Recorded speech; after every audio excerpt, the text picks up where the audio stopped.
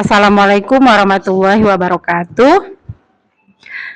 Terima kasih sebelumnya atas kesediaan Bapak Pak Guru, Pak Iki, Muhammad Tasrik Adam untuk meluangkan waktunya 5 menit dalam tugas wawancara saya, yaitu saya akan share informasi ataupun ilmu yang saya dapat di pendidikan inklusif tingkat mahir. Dari yang kemarin itu kan sudah membahas dengan Ibu Tia tentang sebagai seorang guru itu tidak hanya mengajar, dia itu harus sebagai peneliti. Peneliti itu apabila ada guru itu mengalami kesulitan dalam menghadapi anak berkebutuhan khusus, terutama di sekolah-sekolah inklusif atau pendidikan inklusif kan. Jadi dia bisa dengan cara mengumpulkan data dan menganalisis bukti penelitian. Dan sekarang yang kemarin sudah saya bahas tentang data dengan Ibu Tia, dan sekarang saya bahas tentang bukti penelitian. Kebetulan bukti penelitian ini termasuk literatur abu-abu, di mana literatur abu-abu itu hasil dari penelitian, informasi atau penelitian yang di luar dari publik, yang dipublis ya, publikasi akademik itu.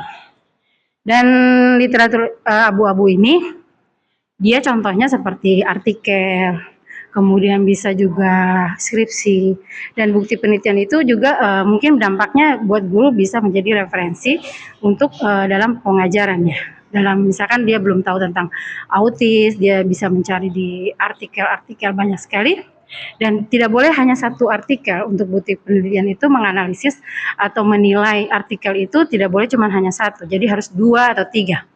Di artikel itu yang saya ambil ada 2 artikel di sini. Tapi artikel itu saya nilai dulu melalui tes CREP DP nama.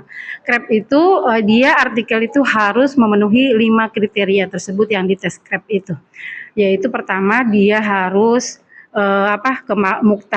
muktahir, maksudnya dipublikasinya masih baru, kemuktahiran masih baru, jadi dipublisnya jangan yang udah lama, yang udah tahun 2000 berapa, jadi ya masih baru. Yang kedua, persyaratannya artikel itu bisa sesuai pengamatan analisis, meta analisis dan tinjauan sistematis. Itu dia artikelnya itu bisa termasuk kategori yang tingkat kepercayaan yang sangat tinggi itu dari masyarakat apabila dia memenuhi 5 yang tes CREP itu. Jadi saya nilai artikel saya yang pertama yang saya ambil dari ini di Google itu, yaitu artikelnya 5 itu dia pertama kemuktahiran, jadi dia masih publis, masih baru. Kemudian yang kedua syaratnya dia harus relevan dengan topik yang sedang saya bahas, yaitu tentang pendidikan inklusif. Yang ketiga yang di tes CREP ini, yang ketiga itu dia harus kredibel. Kredibel itu di situ bisa dipercaya ya.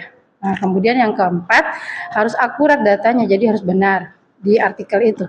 Kemudian yang kelima harus ada tujuan. DP nama. Pokoknya dia harus mempunyai tujuan dan hasilnya dari artikel itu digambarkan bisa menghasilkan yang berfungsi ya. Hasilnya itu bisa bermanfaat.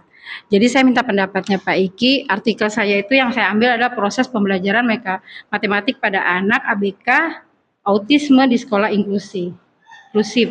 Jadi di situ dia jelaskan tentang autis, kemudian dari kesimpulan yang artikel saya itu yang saya ambil, kemudian dia sudah memenuhi yang 5 tadi yang tes CREP itu. Kemudian pengaruhnya, dampaknya untuk guru-guru kan mungkin kalau untuk yang sekolah-sekolah inklusif mungkin masih baru kan ya, jadi dia bisa mendapatkan ilmu dari situ. Nah itu nanti yang kedua tentang tunarungu, hambatan yang dihadapi oleh anak tunarungu dalam proses pembelajaran di sekolah inklusi. Berarti saya minta pendapatnya Pak Iki bagaimana dampak dari artikel-artikel ini. Ya, bukti penelitian itu. Ya, terima kasih Bu Tanti. Kalau menurut hemat saya, kalau mengambil artikel memang artikel ini kan banyak berseliweran di internet atau di majalah atau di di buku-buku. Sekarang kan sudah zamannya ini ya AI. Jadi segala artikel yang ada di situ pasti muncul. Nah, itu menjadi juga salah satu artikel ini seperti belum ada informasi juga yang jelas kalau menurut saya. karena sudah banyak artikel yang berseliweran ini, banyak juga yang ada yang tidak yang Ibu bilang tadi tidak akurat ya, untuk libel atau apa segala macam itu. Jadi kalau menurut saya artikel ya memang harus diteliti lagi tujuannya ini untuk apa, kemudian artikel ini apakah diuji kebenarannya didapat dari mana, itu yang sangat harus kita perhatikan kalau menurut saya. Jadi itu hal bagus juga untuk mengambil artikel, tapi bagusnya juga kita punya referensi literatur buku, seperti ada buku pendidikan inklusi, itu ada yang saya sudah lupa karangannya siapa, itu untuk pendidikan inklusi. Kemudian apa ya literasi lain seperti di media sosial ataupun YouTube tentang membahas pendidikan inklusi juga pasti ada itu media sosial di YouTube yang membahas tentang pendidikan inklusi sejauh mana perkembangan di Indonesia ataupun teknik-teknik pengajaran yang dilakukan pada anak berkebutuhan khusus, terutama autis, ya autis, tunarungu maupun netra seperti itu. Tidak boleh asal comot artikel itu, biarpun misalkan berarti artikel itu misalkan viral nih artikelnya, jadi tidak boleh asal comot dan langsung dipakai kecuali dia sudah memenuhi syarat tadi, dan juga harus didukung dengan buku-buku tentang pendidikan inklusif ya, tentang anak-anak ABK. Oh begitu ya. Terima kasih banyak. Dan apa yang dampaknya kalau untuk pembelajaran gitu kalau misalkan ada artikel itu atau skripsi atau apa?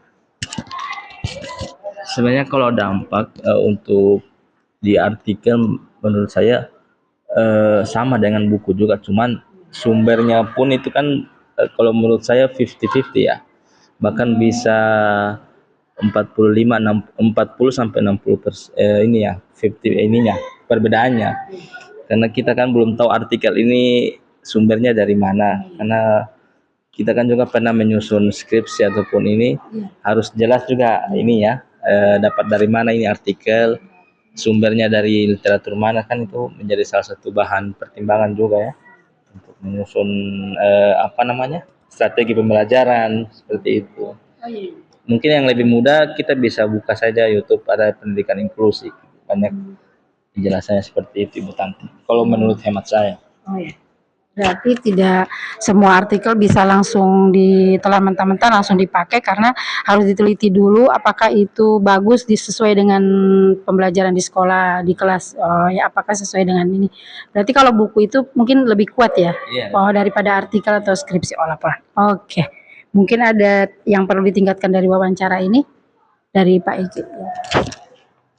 Ya kalau yang mau ditingkatkan yang pasti sumbernya ya, artikelnya harus ditingkatkan. Kalau untuk wawancara ini ya kita sama guru yang memang harus saling berbagi seperti itu. Kalau untuk hal-hal yang berhubungan dengan pendidikan inklusi kan, terutama yang ada di Provinsi Gorontalo ini khususnya, yang guru-gurunya belum punya basic PLB ya, jadi harus senantiasa berbagi dengan teman-teman. Ketika ada ilmu baru harus berbagi juga, karena itu salah satu juga pendidikan inklusi untuk guru-guru terutama yang ada di Provinsi Gorontalo yang belum memiliki basic PLB ya, atau pendidikan khusus seperti itu. Mungkin itu saran saya. Terima kasih. Ya, terima kasih Pak Eki atas pendapatnya dan saran-sarannya. Wassalamualaikum warahmatullahi wabarakatuh.